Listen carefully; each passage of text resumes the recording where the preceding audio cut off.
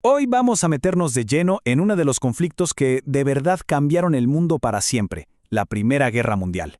Ojo, en su momento la llamaban la Gran Guerra, y con muchísima razón.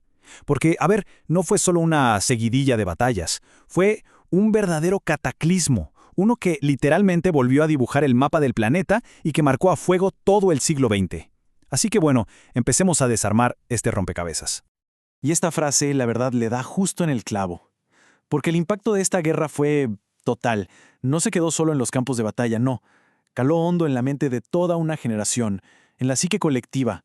Pensemos que se vino abajo toda una forma de ver el mundo, una que parecía súper segura, súper estable. De repente todo eso se rompió, y lo que vino después fue una era de desconfianza y, por primera vez en la historia, vimos la tecnología usada para la destrucción a una escala masiva, una auténtica pesadilla. A ver, para entender cómo se llegó a algo tan tremendo, es clave saber una cosa. Esto no pasó de un día para otro, ni de casualidad. La Europa de principios del siglo XX era, literalmente, un barril de pólvora a punto de estallar. Había décadas y décadas de pica entre países, de desconfianza. El ambiente estaba súper cargado, súper tenso. Y esa receta para el desastre tenía, digamos, 4 ingredientes clave. Primero, los nacionalismos exacerbados, ¿no? Cada país queriendo demostrar que era el más poderoso. Luego teníamos un sistema de alianzas militares súper complicado y rígido, que básicamente obligaba a todos a meterse si uno se peleaba. Encima de eso, todos los países estaban metiéndole una cantidad de plata impresionante a sus ejércitos. Una carrera armamentista que lo único que hacía era generar más y más paranoia. Y, para terminar de complicarla, había un montón de conflictos por territorios que nunca se resolvieron, como el de los Balcanes, que era una zona que ardía constantemente. Entonces, ¿cómo estaba dividido el mapa? Bueno, el continente estaba partido en dos bandos gigantes. Por un lado, la Triple Alianza, Alemania, Austria-Hungría e Italia. Y por el otro, la Triple Entente, Francia, Gran Bretaña y Rusia. ¿Y qué significaba esto en la práctica? Pues que si alguien se metía con uno, se metía con todos sus amigos. Era un sistema de defensa mutua que garantizaba que cualquier problemita local se iba a convertir en un incendio continental. Y vaya que así fue. La lógica era simple y aterradora. Un ataque a uno era un ataque a todos. Ok, ya tenemos el escenario listo. El barril de pólvora. Lo único que faltaba era la chispa para que todo explotara. Y esa chispa, amigos, llegó en el verano de 1914. Un solo evento, un momento dramático que fue suficiente para empujar al mundo entero al borde del abismo. Y este es el momento, el catalizador de todo. El 28 de junio de 1914, en Sarajevo, asesinan al archiduque Francisco Fernando, que era nada menos que el heredero al trono del Imperio Austrohúngaro. El asesino, un nacionalista serbio. Y esta fue la excusa perfecta que Austria-Hungría estaba buscando. Se acabó la diplomacia, se acabaron las conversaciones. Las fichas del dominó, una por una, empezaron a caer. Y lo increíble es la velocidad con la que todo se fue de las manos. Fue vertiginoso. Miren, en apenas un mes pasamos de un asesinato a una declaración de guerra oficial de Austria-Hungría a Serbia. Y ahí nomás, en cuestión de días, el famoso sistema de alianzas se activó como una trampa mortal. Alemania, Rusia, Francia, todos adentro. Lo que era una crisis local en los Balcanes se transformó, en un parpadeo, en una guerra que involucraba a toda Europa. Ahora, es importante entender que la guerra no fue la misma durante los 4 años que duró. Para nada, fue un conflicto que fue cambiando, que evolucionó. Pasó por distintas fases, cada una con sus propias tácticas, sus propias batallas y, por supuesto, sus propios horrores. Así que primero lo primero, ¿quiénes peleaban contra quiénes? De un lado teníamos a las potencias centrales, con el Imperio Alemán y el Imperio Austrohúngaro a la cabeza, a los que se sumaron el Imperio Otomano y Bulgaria. Del otro lado, las potencias aliadas, que eran principalmente Gran Bretaña, Francia y Rusia. Pero ojo, acá hay 2 momentos clave que cambiaron todo. Cuando Italia, que al principio estaba con los otros, se pasa al bando aliado en 1915 y sobre todo cuando entra Estados Unidos en 1917. Ahí la balanza se inclinó de verdad. La guerra se puede dividir en unas 4 etapas. Al principio, en 1914, todos pensaban que sería una guerra de movimientos, rápida, de un par de meses. Bueno, ese plan fracasó por completo y se llegó a un estancamiento terrible. Y así entramos en la segunda fase, la más famosa y horrible, la guerra de trincheras. Años y años de soldados viviendo en el barro, en una carnicería sin fin en batallas como Verdún o el Somme. El año clave fue 1917. Rusia se sale de la guerra por su propia revolución, lo que fue un alivio para Alemania, pero entre Estados Unidos, con tropas frescas y recursos, dándole un empujón gigante a los aliados.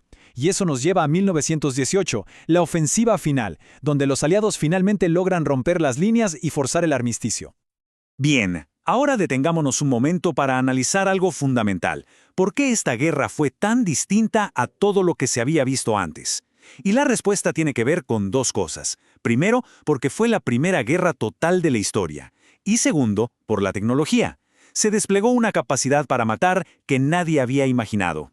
¿Y qué es eso de guerra total? Es un concepto clave. Significa que ya no era una pelea solo entre soldados en un campo de batalla lejano. No. Toda la sociedad, toda la nación estaba metida en el esfuerzo de guerra. Las fábricas que antes hacían autos, ahora hacían tanques. La gente en las ciudades tenía que racionar la comida. La economía entera giraba en torno a una sola cosa: ganar la guerra. La línea que separaba al soldado en el frente del civil en su casa, esa línea simplemente se borró. 16 millones. 16 millones. A veces es bueno detenerse en la cifra y tratar de dimensionarla. Esa es la cantidad de gente, entre soldados y civiles, que murió en esta guerra. Es un número que estremece, una escala de muerte que el mundo hasta ese momento jamás había visto. Y por si fuera poco, la tragedia no termina ahí. A esos 16 millones de muertos hay que sumarles 20 millones de heridos. ¡20 millones! Pensemos en lo que eso significa. Millones de personas que volvieron a casa sin un brazo, sin una pierna, ciegos por el gas, o con la mente destrozada para siempre por lo que vieron. Fue una generación entera que quedó marcada a fuego por el horror. El fin de la inocencia, pero a una escala brutal. Y uno se pregunta, ¿cómo es posible que muriera tanta gente? ¿Por qué tantas bajas? La respuesta es simple y terrible: la tecnología. Esta fue la primera guerra industrial. La ametralladora, por ejemplo, podía cegar la vida de cientos de hombres en minutos. Luego apareció el gas venenoso, un terror químico que nadie sabía cómo combatir. Y ni hablar de los tanques, o los primeros aviones de combate. Todo era nuevo y mortal. La guerra dejó de ser un duelo de honor para convertirse en una masacre industrial, eficiente y, sobre todo, anónima. Y así llegamos al 11 de noviembre de 1918. Por fin, después de 4 años de carnicería, las armas se callaron. Hubo alivio, claro, pero la paz que llegó no fue una paz real, duradera. Fue más bien el comienzo de un reordenamiento mundial súper conflictivo. Un reordenamiento que dejó cicatrices que de alguna manera todavía podemos ver hoy. El cambio político fue de verdad un terremoto. 4 imperios enormes, que habían dominado el panorama por siglos, simplemente se hicieron polvo. El imperio austrohúngaro, el ruso, el otomano y el alemán desaparecieron. Y claro, el mapa de Europa y de Medio Oriente se tuvo que dibujar de nuevo. De esas ruinas nacieron nuevos países, pero también, inevitablemente, nuevas tensiones. Y con la caída de estos gigantes nació un nuevo orden mundial. Aparecieron países que antes no existían en el mapa, como Checoslovaquia o Yugoslavia. Vimos nacer nuevos sistemas políticos, como la frágil República de Weimar en Alemania. Pero quizás el cambio más grande a nivel global fue económico. El poder y el dinero se movieron. Europa estaba en la ruina, quebrada, y el nuevo centro económico del mundo pasó a ser indiscutiblemente Estados Unidos. Y acá llegamos a un punto que es clave para entender lo que vino después, el famoso Tratado de Versalles. Porque este tratado, en lugar de buscar una paz que sanara las heridas, hizo todo lo contrario. Le impuso a Alemania unas condiciones durísimas, humillantes, que la dejaron económicamente de rodillas. Básicamente, le echaron toda la culpa de la guerra. Y esta paz, que fue más bien un castigo, no solucionó nada. Al contrario, lo único que hizo fue sembrar un profundo resentimiento. Y ahí está el gran problema, porque en Alemania esta paz no se vio como un acto de justicia, sino como una humillación nacional, y todo ese resentimiento, ese sentimiento de querer una revancha, se convirtió en el caldo de cultivo perfecto, en la tierra fértil, para que unos años más tarde crecieran los movimientos más extremistas que podamos imaginar. Y con esto vamos cerrando. La pregunta que queda en el aire es casi obligada, ¿no? Al castigar tan duramente a Alemania, ¿será que los ganadores de la Primera Guerra Mundial, sin darse cuenta, plantaron las semillas de una guerra todavía peor? Es una pregunta muy fuerte sobre cómo se debe construir la paz después de un conflicto, y es una lección que, la verdad, sigue siendo muy relevante hoy en día.